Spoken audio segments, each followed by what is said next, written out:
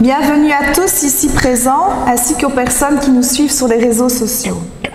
Profitons de ce moment où nous pouvons nous arrêter, le temps d'un culte, pour nous imprégner de la parole du Seigneur, pour méditer la vie du Christ, pour grandir de l'intérieur grâce à l'Esprit Saint. Que la paix, l'amour et la bienveillance du Seigneur nous accompagnent pendant ce culte. À nous ici présents, et en pensée avec nos frères et sœurs, malades ou dans la peine. Bien-aimés, aimons-nous les uns les autres, car l'amour est de Dieu, et quiconque aime est né de Dieu et connaît Dieu. 1 Jean 4, 7. Le verset que nous venons de lire nous invite à nous aimer les uns et les autres. Mais qui sont les uns et les autres? Je pense qu'il faut comprendre tous les êtres humains de cette terre, quels qu'ils soient. Leur origine, leur religion, leur opinion, leurs différences, et pas seulement nos frères et sœurs en Christ. Tout au long de la lecture de la Bible, nous apprenons à découvrir un Dieu d'amour qui vient vers nous et nous accueille et qui nous aime. La Bible est une véritable lettre d'amour de Dieu pour les hommes, un guide pour nous montrer comment aimer nos frères et sœurs.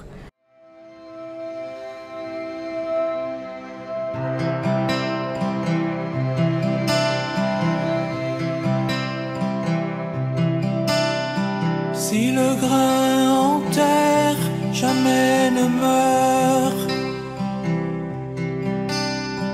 que devient donc l'œuvre du semeur? Donnez le pain, donnez l'épi, ou restez craint, et puis mourir. Si le règne en germe reste un mystère, ta moisson vient soulever la terre. Grâce à ta vie, grâce à ta mort, grâce te soit rendue encore pour un si grand amour, un si grand amour. Nous contemplons ta vie offerte, nous mesurons le prix du don. Un si grand amour, d'un si grand secours, nous contemplons ta vie parfaite, nous te prions de tout notre être. Fais de nous les grains de ton royaume, des semeurs de la vie que tu nous donnes, unis par toi, des sœurs, des frères, viennent à ta croix, dans ta lumière,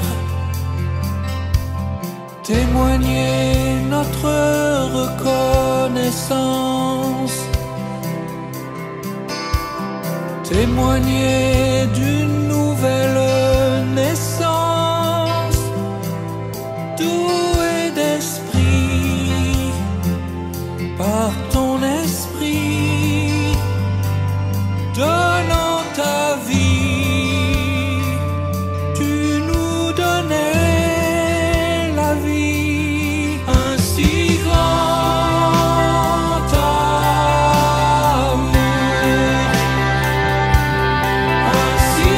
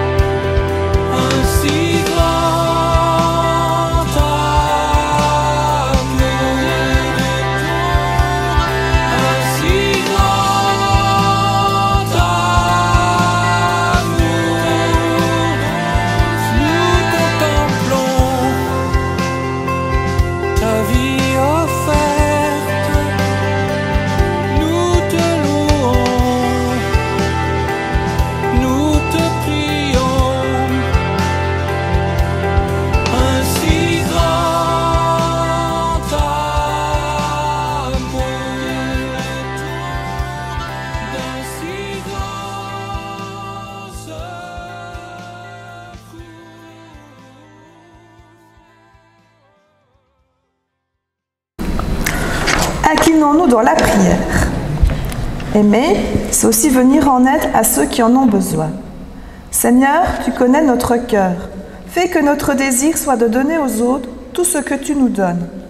Apprends-nous, Seigneur, sous l'inspiration de ton esprit, à consoler ceux qui sont affligés, à redonner du courage à ceux qui n'en ont pas assez, à relever ceux qui tombent, à me sentir faible avec les faibles et à me sentir serviteur de tous. Aide-nous à soutenir les timides et les créatifs et à venir en aide à tous ceux qui sont faibles.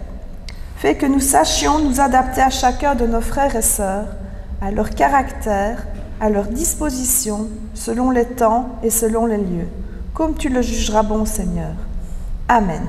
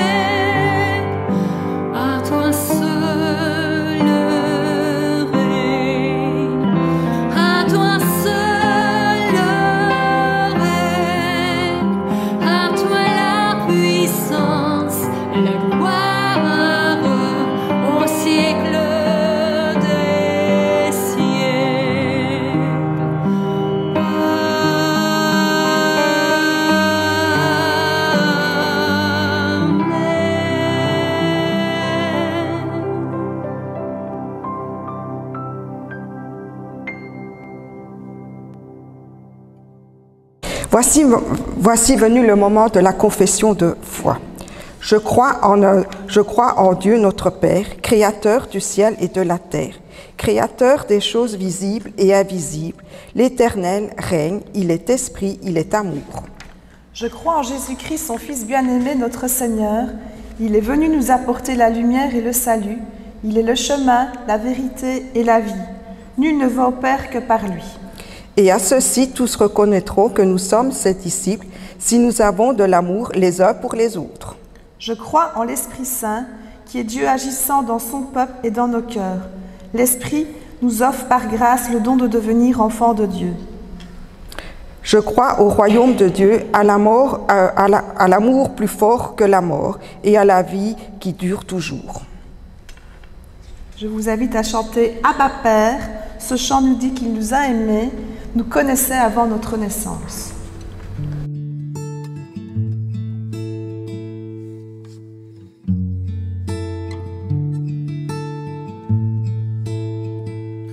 bien avant le chant qui créa l'univers, bien avant l'esprit qui planait sur la terre, bien avant que tu me formes de la poussière. Tu rêvais du jour où tu pourrais m'aimer, bien avant les premiers battements de mon cœur, bien avant que je m'éveille à ta douceur, bien avant mes doutes, mes joies et mes douleurs. Tu rêvais du jour où je pourrais t'aimer, tu rêvais du jour où je pourrais t'aimer. Abba Père, je suis à toi. Abba Père, je suis à toi. Abba Père, je suis à toi. Abba Père, je suis à toi.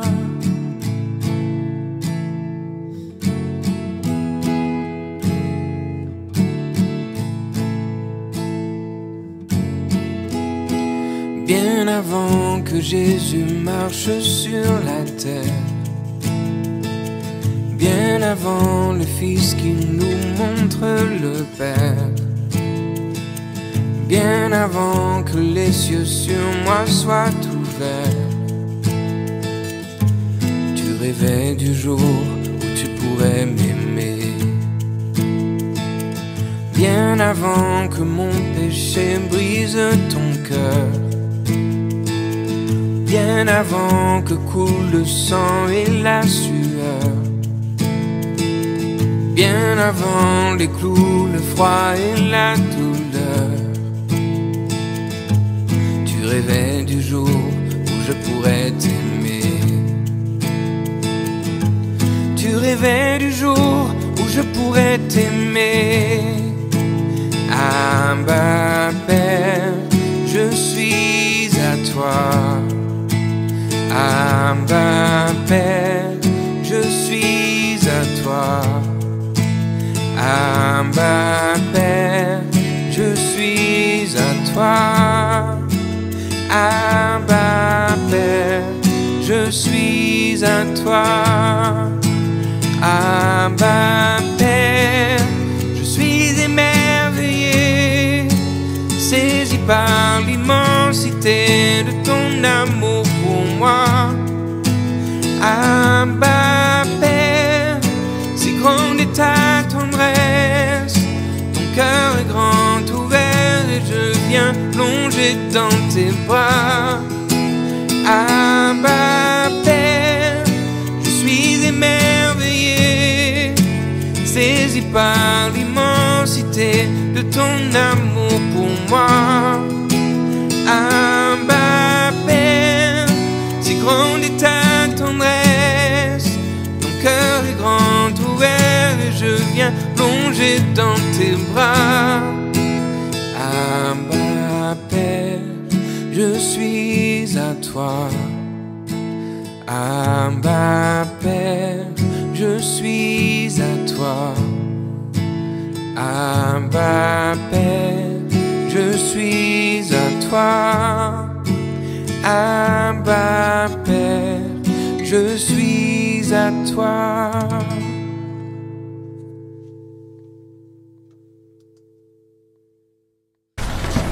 Pour la louange, nous louerons le psaume 23.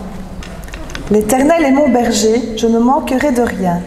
Grâce à lui, je me repose dans les prairies verdoyantes et c'est lui qui me conduit au bord des eaux calmes. Il me revigore et pour l'honneur de son nom, il me conduit sur le droit chemin. Si je devais traverser la vallée où règnent d'épaisses ténèbres, je ne craindrais aucun mal car tu es auprès de moi.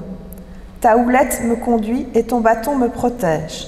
Pour moi, tu dresses une table aux yeux de mes ennemis, tu oins d'huile parfumée ma tête, tu fais déborder ma coupe. Oui, toute ma vie, ta bonté et ton amour me poursuivront, et je pourrai retourner au sanctuaire de l'Éternel tant que je vivrai. Encore une fois, ce texte de la Bible, au travers de l'image d'un berger, nous parle de l'amour que Dieu a pour nous. Le verset 1, il nous dit que Dieu nous donne tout ce dont nous avons besoin. Le repos, la nourriture, la force. Le verset 4 à 6 dit qu'il est là pour nous et qu'il nous protège. Nous allons écouter un chant appelé Yahvé. La Bible hébraïque désigne Dieu sous le nom de Yahvé, que l'on peut traduire par celui qui suit ou simplement par je suis celui qui est. Yahvé est celui qui est ou qui fait être, donc le Créateur. Après ce chant, sentez-vous libre de louer par une prière ou un chant. Oh, oh, oh, oh, oh, oh, oh, oh,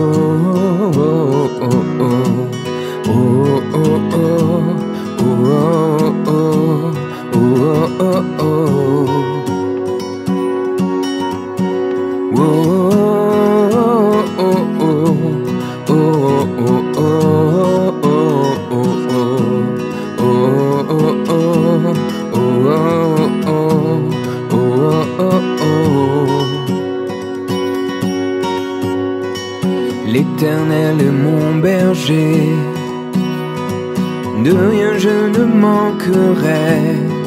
Oh mon âme, chante mon âme, pas à pas il me conduit, au bord des eaux calmes je le suis. Oh mon âme, chante mon âme, oui toujours le bonheur et la grâce m'accompagneront devant sa face. Dans sa présence, tellement de joie, tellement de joie. Et tant qu'il se trouve auprès de moi, aucun mal mon âme tu ne craindras. Et dans son temple, je reviendrai, je reviendrai.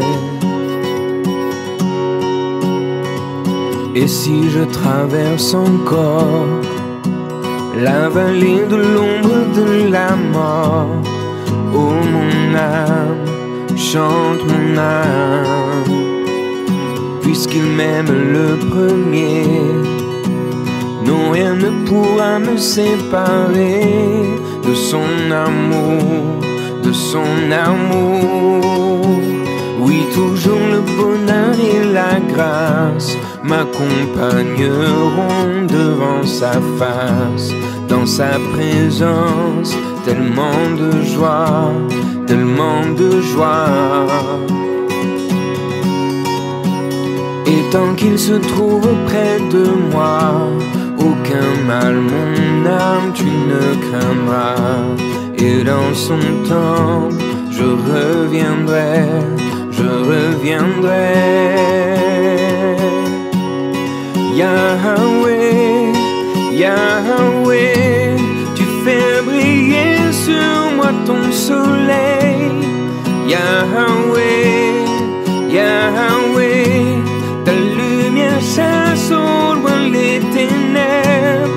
Yahweh, Yahweh, ta parole éclaire mon sentier. Yahweh, Yahweh, Yahweh. Bientôt il viendra me chercher, et dans sa maison j'habiterai. Oh mon âme, chante mon âme, sans cesse jusqu'à son retour.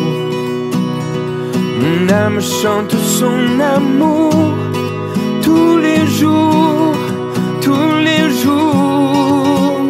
Oui, toujours le bonheur et la grâce m'accompagneront devant sa face. Dans sa présence, tellement de joie, tellement de joie. Et tant qu'il se trouve auprès de moi, aucun mal mon âme tu ne craindras. Et dans son temple, je reviendrai, je reviendrai. Yahweh, Yahweh, tu fais briller sur moi ton soleil.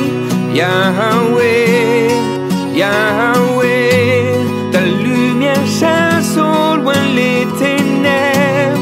Yahweh, Yahweh, ta parole éclaire mon sentier. Yahweh, Yahweh, Yahweh.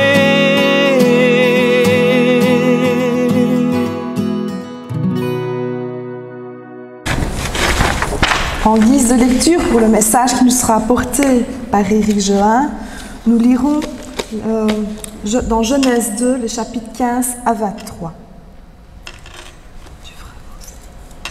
L'Éternel Dieu prit l'homme et le plaça dans le jardin d'Éden pour le cultiver et pour le garder. L'Éternel Dieu donna cet ordre à l'homme. Tu pourras manger de tous les arbres du jardin, mais tu ne mangeras pas de l'arbre de la connaissance du bien et du mal, car le jour où tu en mangeras, tu mourras. L'Éternel Dieu dit, il n'est pas bon que l'homme soit seul, je lui ferai une aide semblable à lui.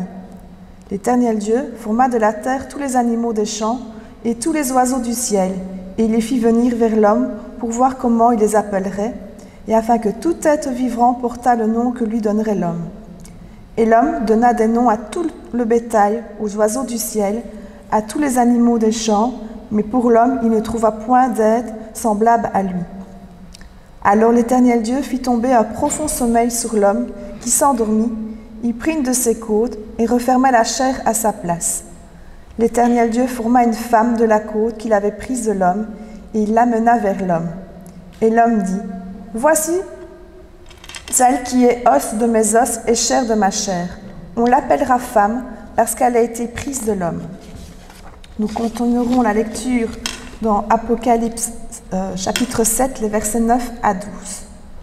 Après cela, je regardais et voici il y avait une grande foule que personne ne pouvait compter, de toute nation, de toute tribu, de tout peuple et de toute langue. Ils se tenaient devant le trône et devant l'agneau, revêtus de robes blanches et des palmes dans leurs mains. Et ils criaient d'une voix forte en disant, « Le salut à notre Dieu qui est assis sur le trône et à l'agneau. » Et tous les anges se tenaient autour du trône, et des vieillards et des 4 êtres vivants.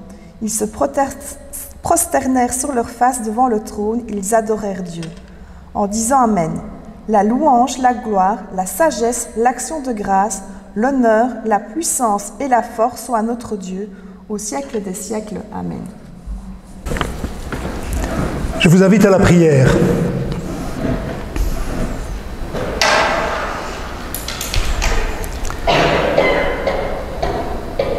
Dieu notre Père, toi qui nous aimes de cet amour éternel, nous te reconnaissons comme créateur du ciel et de la terre et de tout l'univers.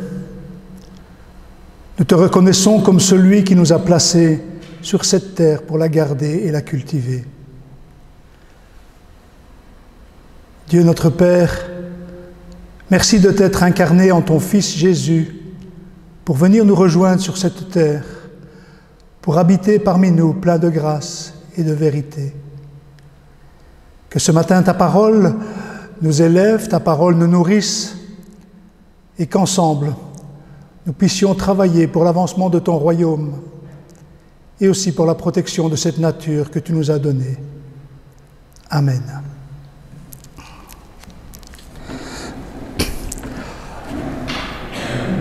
Entre le premier dimanche du mois de septembre et le premier dimanche du mois d'octobre, toutes les églises du monde donnent comme thème la sauvegarde de la création. Et ce sont aussi bien les églises protestantes que les églises catholiques et orthodoxes. Et donc, je ne sais pas si vous avez déjà eu une méditation sur un thème lié à la sauvegarde de la création, mais je vais vous en partager un ce matin. Il y a donc de nombreuses personnes qui proposent en tout cas des méditations sur ce thème. Et je vous propose ce matin de partager la méditation du pasteur Monet qui parle de la biodiversité. Son texte et sa méditation m'ont parlé, je peux m'y identifier, alors je vous le partage avec vous ce matin. Au commencement était la biodiversité. Nous l'avons lu dans les différents passages avec les différents aspects de la création de Dieu. Et à la fin sera la biodiversité. Nous l'avons lu dans le livre de l'Apocalypse avec des hommes et des femmes de toute langue, de toute tribu, de toute race, de toute couleur qui se trouvent devant le trône. Les récits bibliques de la création nous parlent d'un Dieu qui, comme un artiste, prend plaisir à façonner de la poussière de la terre et de son souffle de vie des êtres multiples, différents, variés. Le premier chapitre de la Genèse présente une vision globale de la création en 6 jours, qui met en évidence différents espaces de vie créés les 3 premiers jours, par exemple. Le premier jour, la lumière, donc le temps et l'espace. Le deuxième jour, la mer et le ciel. Le troisième jour, la terre. Puis ensuite viennent les éléments et les êtres vivants qui viennent respectivement les habiter. Au 4e jour, les astres. Au 5e jour, les poissons et les oiseaux. Et au 6e jour, les animaux terrestres et les humains. Ce récit souligne non seulement une véritable diversité, mais aussi un ordonnancement, un équilibre dans l'organisation des choses. Et après la photo d'ensemble du premier chapitre, Genèse 2 se focalise sur la création de l'homme et de la femme. Ce deuxième récit n'en oublie pas pour autant de mentionner que l'humain n'est pas au milieu de nulle part. Bien au contraire, appelé à cultiver et garder le jardin, il est aussi appelé à nommer les animaux. Et la phrase « Il n'est pas bon que l'homme soit seul » pointe légitimement vers la richesse pour Adam d'avoir une alter ego, Ève. Mais il importe de remarquer que le commencement de la réponse de Dieu à la solitude humaine passe par la création des animaux. En d'autres termes, une fois encore, le récit témoigne d'un Dieu qui conçoit un véritable écosystème témoignant d'une riche biodiversité. Il y a des jardins, des fleuves, des animaux, des humains, et nous l'avons relu dans ce psaume 23, où l'Éternel conduit près des eaux paisibles, dans un jardin, près des belles pelouses. C'est cet écosystème que Dieu a conçu. Mais le texte biblique continue et met en évidence au chapitre 3 de la Genèse, avec le récit de la chute, que la saison de la création idéale est mise à mal par le péché, l'irruption de la désobéissance de l'homme. Les équilibres harmonieux laissent place à des tensions et une forme de concurrence. Comme l'exprimera Paul bien plus tard, la création tout entière gémit des conséquences du mal. Pour autant, la dégradation de la biodiversité est-elle une fatalité ? Devons-nous simplement prendre acte et attendre un monde meilleur au renouvellement de toutes choses ? Loin s'en faut.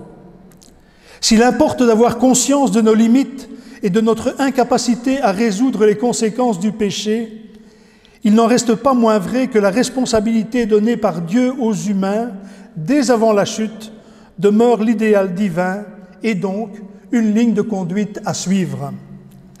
C'est pourquoi il paraît intéressant de se mettre à l'écoute et d'explorer le texte biblique, aujourd'hui ce court extrait de Genèse 2, en vue de mieux comprendre certains principes qui peuvent éclairer notre regard et guider notre agir en vue de la sauvegarde de la création. Avant de mettre en évidence 5 idées clés du récit de la Genèse en lien avec la biodiversité, peut-être n'est-il pas inutile de préciser quelques définitions.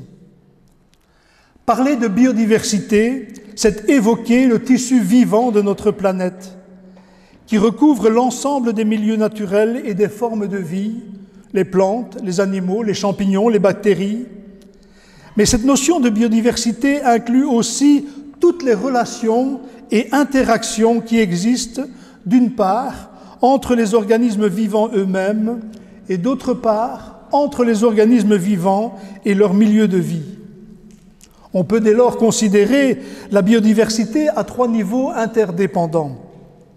Il y a la diversité des milieux de vie, les océans, les forêts, les déserts, les prairies, au micro-milieu de vie en passant par une mare au fond du jardin, les espaces végétalisés en ville, et il existe donc une multitude d'écosystèmes différents. Ensuite, il y a la diversité des espèces qui vivent dans tous ces milieux, les êtres vivants, les humains, les animaux, les végétaux, qui sont en lien les uns avec les autres au travers de différentes formes relationnelles. Il y a de la coopération, mais il y a aussi de la prédation, et ils sont en lien avec leur milieu de vie. Et finalement, il y a la diversité des individus au sein de chaque espèce. En d'autres termes, chacun est unique parce que nous sommes tous différents. Et nous l'avons lu dans l'Apocalypse avec cette variété d'humains qui se présentent devant le trône. L'ensemble de ces diversités amène une richesse inouïe, mais aussi de grands défis.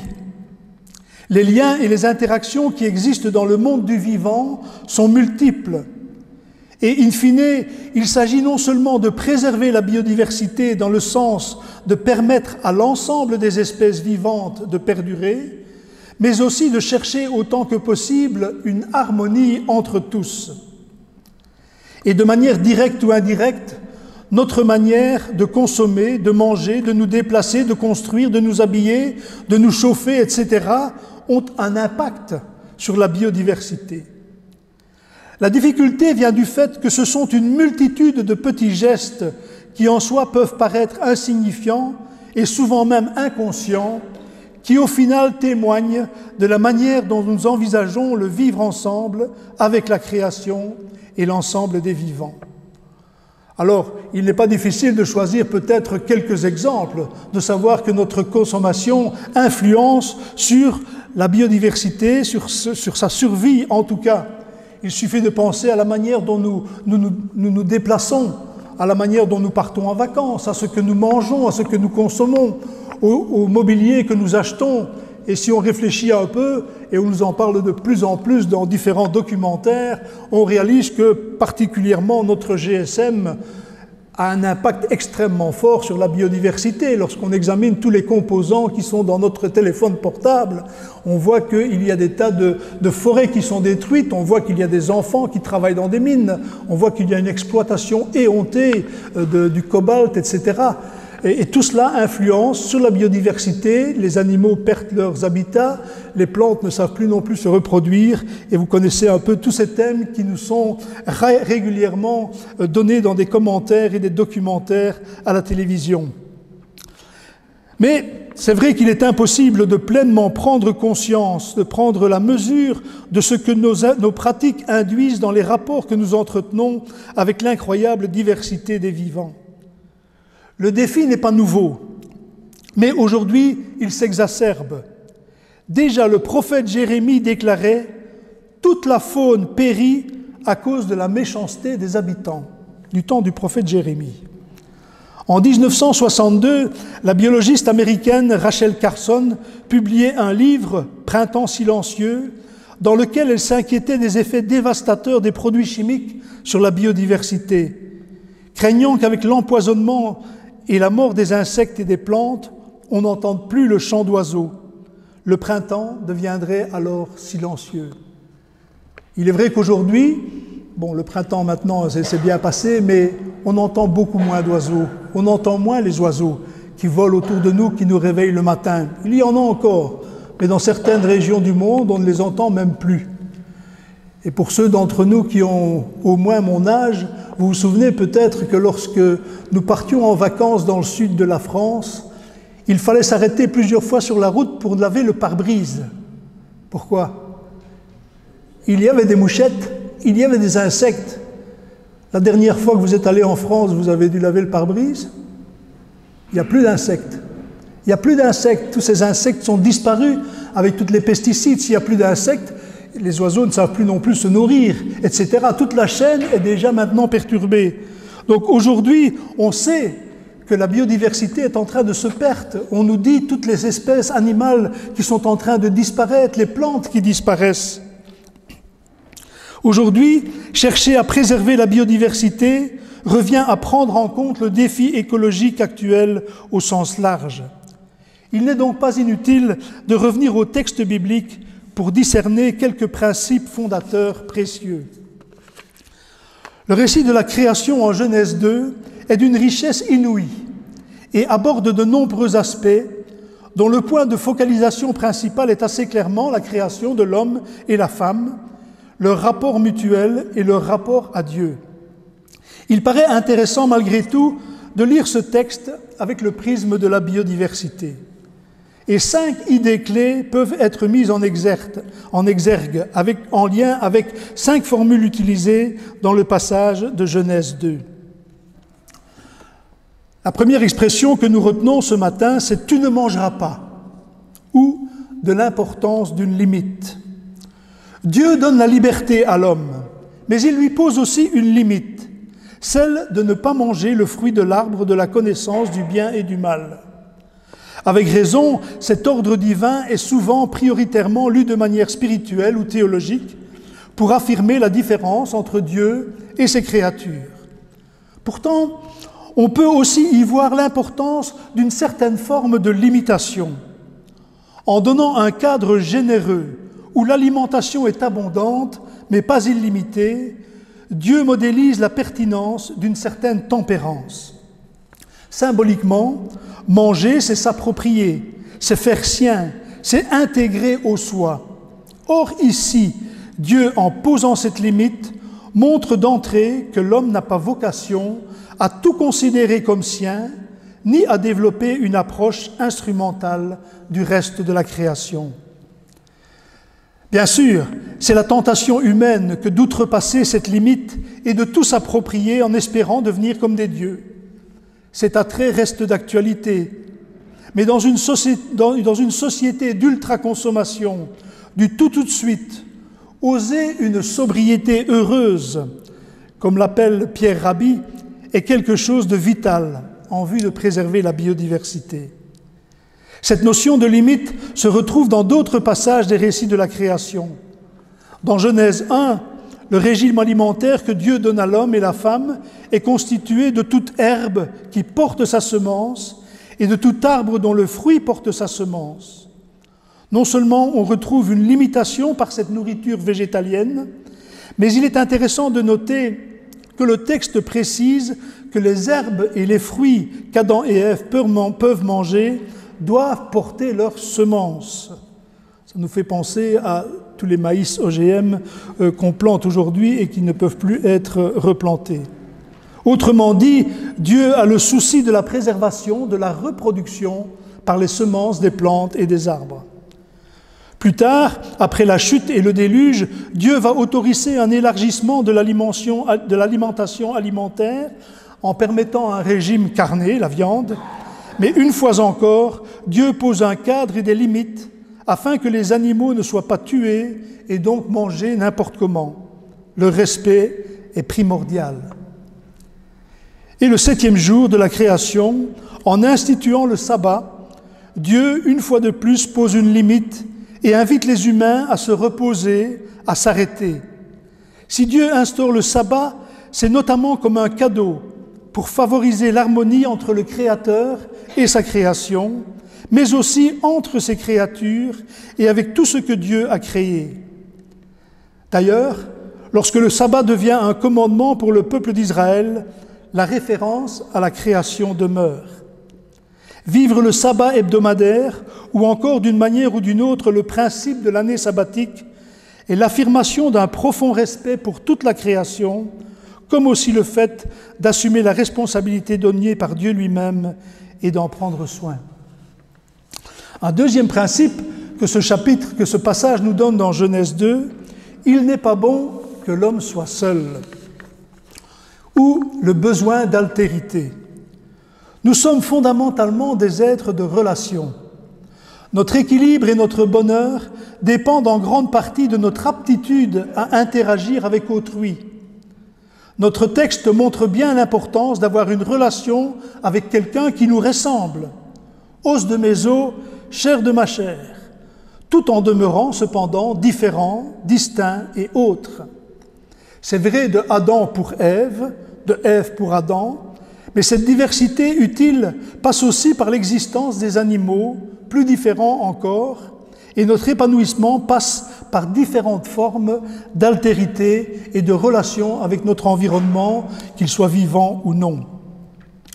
L'existence même d'autres créatures, qu'elles nous ressemblent un peu, beaucoup ou pas du tout, contribue à la construction de notre identité. C'est dans la différenciation que nous prenons conscience de notre côté unique, de notre originalité, et donc de la valeur que nous avons en tant qu'individu, en tant que personne. Mais l'individu que nous sommes ne peut s'épanouir qu'en dépassant la dimension individuelle pour devenir un être de relation avec toutes celles et ceux qui l'entourent. Et c'est là que nous repensons de nouveau à l'Apocalypse, où finalement, devant le trône, nous serons en relation avec des gens et de tous les peuples, de toutes les races, de toutes les tribus, de toute la terre, cette relation avec tous ceux qui sont différents de nous. Au passage, ces différences entre Adam et les animaux, puis à un niveau moindre en Adam et Ève, est vitale pour poser les bases d'une juste relation avec le tout autre. Le troisième principe que nous pouvons relever dans ce passage de la Genèse est le suivant. L'homme désigna les animaux par leur nom, ou, quand nommé, induit le respect. Cette valorisation d'autrui peut passer par le fait de donner un nom. En effet, donner un nom, c'est faire exister, c'est valoriser, c'est identifier l'autre et donc lui donner un statut qui n'est pas de l'ordre d'une chose, mais un statut qui induit le respect. Le fait que Dieu demande à Adam de nommer les animaux est tout sauf anodin. Peut-être que certains d'entre vous ont des poules chez eux. Peut-être que certains d'entre vous donnent un nom à chaque poule qui est là dans le jardin. Tant qu'on va prendre les œufs de la poule, il n'y a pas de problème. Mais si un jour il fallait décider de tuer la poule, de tuer la Joséphine là, qui est dans le jardin, le fait de lui avoir donné un nom, ça change quand même les choses. Hein, nous avions il y a quelques années des lapins, un petit lapin à la maison, et le lapin avait un nom. Et un jour on a voulu le manger. Ben, les filles ne l'ont pas mangé. Hein. Non, là, on avait donné un nom au lapin. Nommer une chose, nommer un animal, nommer quelqu'un, donner un nom, un prénom à quelqu'un, induit un respect. On ne peut plus ensuite faire n'importe quoi avec cela. La poule que vous mangez dans votre pot-au-feu, ben, vous ne la connaissez pas. Elle n'a pas de nom, elle est anonyme. Elle a été élevée dans une batterie de poulets, on ne sait pas où. Peu importe. Mais celle qui est dans votre jardin, là, la petite Joséphine, là, on ne va pas la retrouver dans la casserole. Ce serait un peu difficile de la manger, je pense. C'est sage en tout cas de remarquer cela, parce que dès lors qu'on donne un nom, on n'a plus la même relation avec ce qui a été nommé. La reconnaissance, ne serait-ce que de l'existence d'une espèce et de son nom, change le regard que l'on porte sur ses représentants. Et nous avons tous vu ces documentaires avec les dauphins ou les orques à qui on a donné un nom, mais on a une relation déjà avec cet animal-là. Et lorsqu'il est mort, on est triste. Maintenant, il y a des tas de dauphins qui meurent dans l'océan, il y a des tas de baleines qui meurent ailleurs. Bon, on n'est pas prêt. Mais celui qui a un nom, hein, je ne sais plus comment il s'appelait, la l'orque, mais celui-là, là, il a un nom. Ben voilà, ça nous touche de beaucoup plus près. Comment ? Willy, voilà. On s'en souvient d'ailleurs de Willy. L'invitation divine à nommer les animaux met en évidence le fait que Dieu porte un regard attentionné sur chacune de ses créatures. Et il nous invite à faire de même. Assurément, nommer est un gage de préservation de la biodiversité.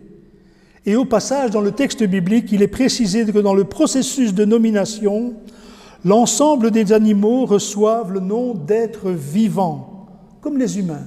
Ce sont des êtres vivants auxquels Dieu a demandé à Adam de leur donner un nom à ces êtres vivants. Le quatrième principe, c'est cultiver le sol et le garder, ou une responsabilité d'intendant. Dieu invite l'homme et la femme à cultiver et à garder le jardin. On a probablement mis trop souvent dans l'histoire l'accent sur le premier terme, en comprenant même cette invitation à cultiver comme l'autorisation d'utiliser à son propre bénéfice tout ce que la terre peut donner. S'il est clair que nous sommes invités à nous nourrir de toutes les richesses que produit la nature, cela ne se fait pas d'une manière qui dilapide ce patrimoine. Au contraire, c'est dans une optique de soin et de préservation que l'invitation de garder la création est donnée. Le verbe utilisé dans le premier récit de la création a lui aussi été en quelque sorte détourné. L'invitation de Dieu aux humains de dominer la terre, au premier chapitre de la Genèse, a trop souvent été mal comprise. Loin d'être l'autorisation d'une approche instrumentale de la nature, cette domination est comparable à celle d'un roi qui a la vocation de prendre soin de chacun des sujets de son royaume et de son royaume en général, dans un esprit de protection et de bienveillance. Si la singularité de l'homme vis-à-vis des animaux vient donc du statut d'image de Dieu qui lui est donné, il peut précisément, grâce à cette étincelle divine qui l'habite, avoir la même attitude de respect et d'amour que Dieu a vis-à-vis de sa création. Et comme l'expriment Hélène et Jean Baster, qui ont écrit, des chrétiens qui ont écrit plusieurs livres sur l'écologie, Dieu confie à l'homme le soin d'aménager la nature, de la domestiquer au sens littéral des mots. Aménager la nature, c'est faire ménage avec elle. La domestiquer, c'est fonder avec elle une maison commune. En latin, le domus, domestiquer, faire avec elle une maison commune. Pour les premiers chapitres de la Genèse, dominer la nature, c'est la même chose que la domestiquer. Ce n'est pas la transformer en usine à poulet, mais en une maison pour tous. Les verbes cultiver et garder ont une connotation aussi religieuse. En effet, on garde les commandements de Dieu. Et le verbe cultiver peut avoir le sens aussi de rendre un culte à Dieu. Sans bien entendu vouloir diviniser la nature, il s'agit plutôt de réaliser que prendre soin de la création, c'est aussi honorer le Créateur. Les humains reçoivent une responsabilité d'intendant. Leur rôle est celui d'un administrateur ou d'un gérant, alors que le propriétaire demeure Dieu. L'intendance de l'être humain est donc un engagement à valoriser ce que Dieu lui a confié et donc à contribuer à l'épanouissement de la création dans la dynamique d'abondance de vie souhaitée par le Créateur. Et le cinquième et dernier principe est peut-être le premier verset que nous avons lu. Dieu prit l'homme et l'établit dans le jardin. Alors, y a-t-il une écologie chrétienne qui soit théocentrique ? Revenons à la première phase du passage de Genèse 2 qui affirme la primauté de Dieu. C'est essentiel dans une approche chrétienne de cette écologie. On peut être aujourd'hui écolo pour différentes raisons et sur la base de différentes conceptions. Pour les uns, c'est parce que toute vie a une valeur équivalente. Pour les autres, c'est par intérêt. Dans une approche très anthropocentrique, en prenant soin de l'environnement, on préserve sa survie, son bien-être. Dans la Bible et dans l'Évangile aussi, il nous est dit que la terre ne nous appartient pas, la terre ne nous a pas été donnée. Il nous est bien dit que Dieu nous a placés là sur la terre. C'est lui qui nous a mis, nous n'avons pas demandé où nous allons être placés. On ne choisit pas si on est blanc, noir ou vert ou jaune.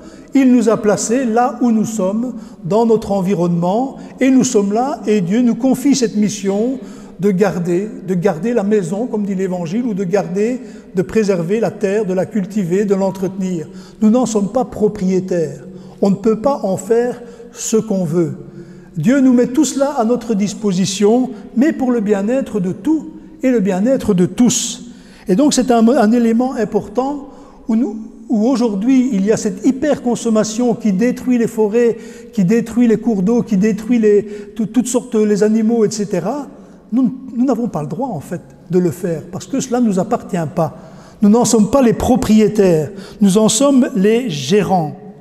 Pour le croyant, être engagé dans la préservation de la biodiversité ne peut que poser comme référentiel le Créateur, notre Dieu, et étayer notre rapport à ce qu'il a créé dans la dynamique du lien qui nous unit à lui.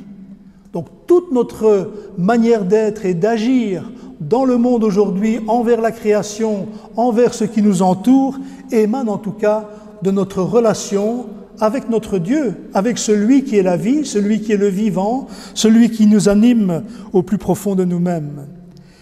Et s'il est vrai que les humains ont un ascendant sur le reste des vivants, puisqu'ils sont aussi créés à l'image de Dieu, les humains doivent un immense respect à toute la création, puisque eux aussi, toute la création est créature. Et parce que le vivant, dans toute sa diversité, est l'œuvre de Dieu, et c'est celui-ci qui donne une grande valeur à tout ce qui est vivant dans la création. D'ailleurs, un des noms de Dieu est El Hayy, le Dieu vivant. Notre engagement pour la préservation de la biodiversité de la vie a vocation à être centré sur Dieu, ancré dans la foi que c'est le Dieu vivant que nous honorons par nos actes responsables. Finalement, Dieu qui est le Créateur vivant, celui qui était, qui est et qui sera toujours un promoteur de vie, est celui qui nous invite à le suivre dans cette voie, et il pourrait nous dire une fois encore: « J'en prends à témoin aujourd'hui contre vous le ciel et la terre. C'est la vie et la mort que j'ai mises devant vous. C'est la bénédiction et la malédiction. Choisis la vie, mon frère, ma sœur. Amen. »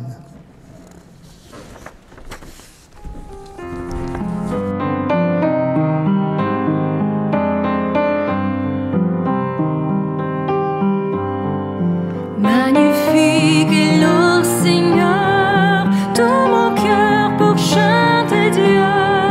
Magnifique est le Seigneur, alléluia, alléluia.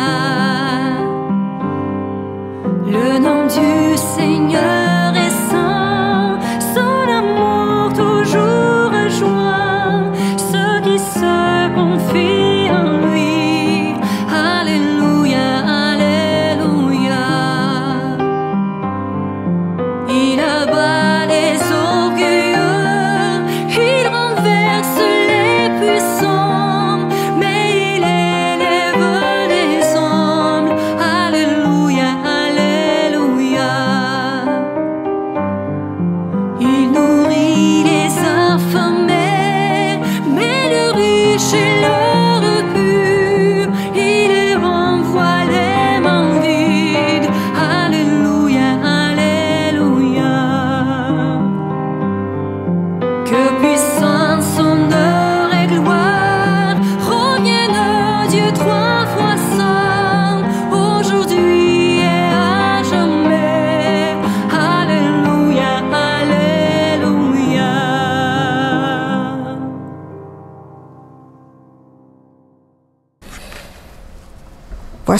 Voici venu le moment de la bénédiction finale. Recevons la bénédiction de la part de Dieu.